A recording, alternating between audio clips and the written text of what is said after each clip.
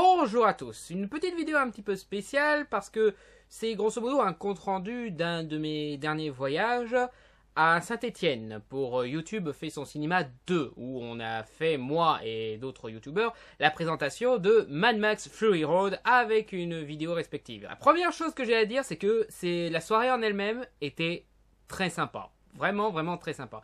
Déjà, c'était sympa de côtoyer d'autres confrères que chez Voxbaker, à savoir Anto d'État Critique, Elvis du Ciné d'Elvis, Quentin d'Instant Critique, et bien sûr Hans, celui qui a organisé la soirée avec Starprod. Et il n'y avait pas beaucoup de monde dans la salle de ciné où on a présenté Mad Max Fury Road, mais il y en avait quand même pas mal, et ça fait toujours plaisir. De toute façon, je compte pas vraiment ceux qui sont venus, voilà, je vois surtout ceux qui sont venus avec enthousiasme. Et voilà, on avait tous fait une vidéo chacun pour présenter le film que maintenant je suis sûr pratiquement tout le monde a vu, sachant que le film a eu un énorme succès et que certains ont sûrement suivi les conseils de Samsodo pour aller voir le film, donc voilà. Et on a aussi eu la visite surprise de Matt d'État Critique qui était venu avec une bande-annonce de son documentaire de Odyssée sur les traces de Sam Neill, ce qui était très sympa. Ça fait plaisir de le côtoyer. Je suis pas un très grand fan de ses vidéos, mais tu sens quand même que c'est un grand passionné de cinéma et qu'il a vraiment acquis une certaine maturité sur sa vision du cinéma. Et donc ça fait toujours plaisir de côtoyer ces gens-là. Faut dire, il n'y a pas une seule personne que je regrette d'avoir côtoyé lors de ce séjour. Donc voilà. Je vais vous montrer dans quelques instants la vidéo que j'ai faite, mais les vidéos des autres aussi étaient très sympatoches. Je ne sais pas s'ils ont prévu de les diffuser de leur côté, sûrement, mais voilà. Je pense que ma préférée est celle d'Anto, parce que c'est probablement la plus drôle et la plus rythmée. Voilà. Mais celles des autres, comme celle de Quentin, qui était très riche et très renseignée, était très intéressante à suivre. Et celle d'Elvis, c'était aussi assez drôle, voilà. Le truc, c'est que il y a un moment dans ma vidéo où j'ai voulu faire chauffer la salle en leur faisant un truc. Est-ce que vous voulez voir Mad Max Fury Road? Et là, ils devaient suivre en disant ouais, c'est ce que j'espérais. Donc ce genre de truc, c'est toujours un petit peu risqué parce que c'est le genre de moment où tu peux toujours te retrouver avec un bide. Voilà, surtout si la salle n'est pas très chaud. Mais heureusement, dès la première fois que je l'ai dit, alors que je m'attendais à ce qu'ils disent rien la première fois, dès la première fois que je l'ai dit, ils ont bien crié. Voilà, ce qui m'a bien fait plaisir à voir. Donc voilà, c'est dans ces moments-là qu'il faut savoir prendre des risques et ça a été chouette. D'ailleurs, Matt m'a félicité pour cette prise de risque, parce que voilà, c'était pas du tout évident.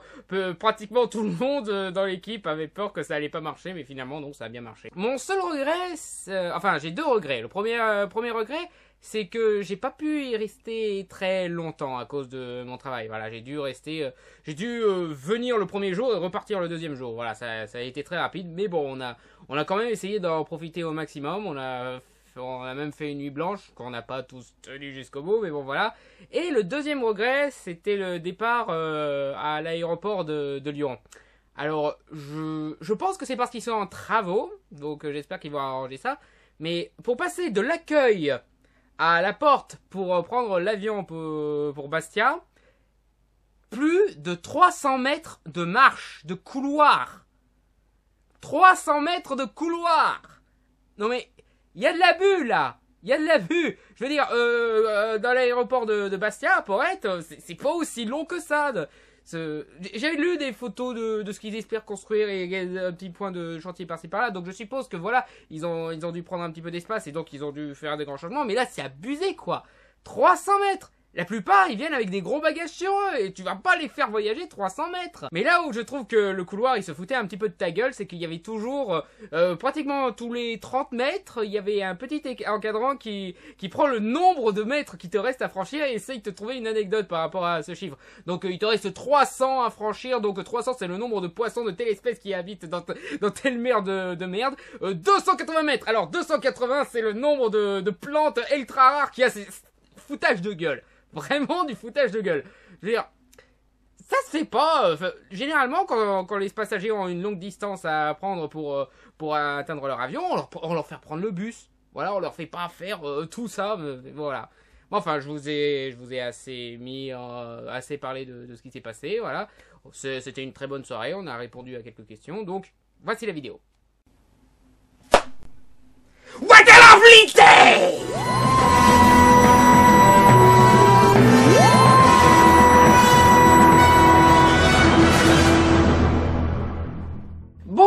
Bonsoir et bienvenue au Méliès. Ce soir, j'ai l'honneur et le plaisir de vous présenter Mad Max Fury Road. Film réalisé par George Miller et quatrième opus de la célèbre saga Mad Max. Saga dont je n'ai pas vu un seul épisode. Ça va, oh, c'est pas comme si je disais que je voulais pas voir les épisodes. Laissez-moi vous expliquer. C'est juste que je voulais juger ce film avant tout en tant que film, et non en tant que suite profitant de la nostalgie d'une certaine saga. Et dans cet angle-là, le film est excellent. Le contexte et le personnage de Max sont vite introduits et il devient notre cow-boy sans nom pour ce film, le rendant fascinant même pour ceux qui ne connaissent pas la saga. Et non seulement ce film est excellent sans avoir vu un des précédents films, mais c'est aussi un blockbuster modèle. L'histoire est relativement simple. Max aide un groupe de femmes à échapper au plus grand groupe de métal de l'histoire. Excellent! Et dirigé par ce que j'espère sera le méchant du prochain film Power Rangers parce que putain il est trop cool. Et c'est tout. C'est principalement ça, Max et des femmes qui échappent au gros méchant. Pour dire, à l'origine le film avait pas de scénario. Littéralement. Ils ont pas écrit de scénario, tout ce qu'ils ont fait, c'est un storyboard. Ce qui peut sembler être une preuve de nullité pour certains, mais en réalité, ça prouve que George Miller a parfaitement compris le cinéma. En effet, le cinéma est un art visuel. Donc, reposer son film sur le visuel plus que sur l'écrit montre une compréhension du média, et le plus beau dans tout ça, c'est que ça apporte une mise en scène exemplaire. Non seulement les plans sont magnifiques, mais les plans racontent mieux l'histoire, les personnages et transmettent mieux l'émotion que n'importe quelle ligne de dialogue. Je suis quasiment sûr que vous pourriez regarder le film en vietnamien ou en hébreu, vous comprendriez quand même le film tant l'image est expressive. Les mecs, chiche de mettre le film en hébreu. Non ? Le film arrive même à transmettre un message philosophique ainsi, en montrant nos personnages se libérer de chaînes, de l'emprise des autres, qui décident de ne plus mourir pour la cause des autres, mais pour leur propre cause. Et le tout en étant un blockbuster bourrin qui rendrait Michael Bay jaloux. Et montre à nouveau en quoi Michael Bay incarne le pire du blockbuster qu'on ne devrait plus tolérer. Les scènes d'action et les cascades sont excellentes, en plus d'être accompagnées d'une mise en scène apportant le percutant qu'ils doivent avoir, tout en étant parfaitement clair dans la composition de son espace cinématographique. Et putain, c'est la meilleure production design depuis Hellboy 2, au moins. Les véhicules, les créatures, les costumes, c'est fantastique. Ça, plus le fait que le George Miller de 70 ans montre qu'il est plus moderne et plus fan de jeux vidéo que la plupart des jeunes réels d'aujourd'hui.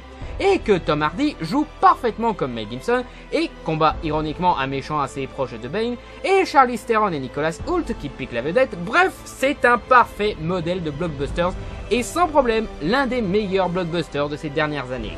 Car il a de la matière tout en apportant ce que les gens veulent dans ce genre de film. Plus d'âge! Mais pour voir ce film, il faut le voir dans le bon état d'esprit. Donc, est-ce que vous êtes prêts à voir Mad Max Fury Road? Ouais! C'est quoi ce silence là? Je pense que allez, qui est prêt à voir Mad Max Fury Road? Ouais! C'est mieux, mais c'est toujours un petit peu mou là. Allez, un peu plus fort, allez. Qui est prêt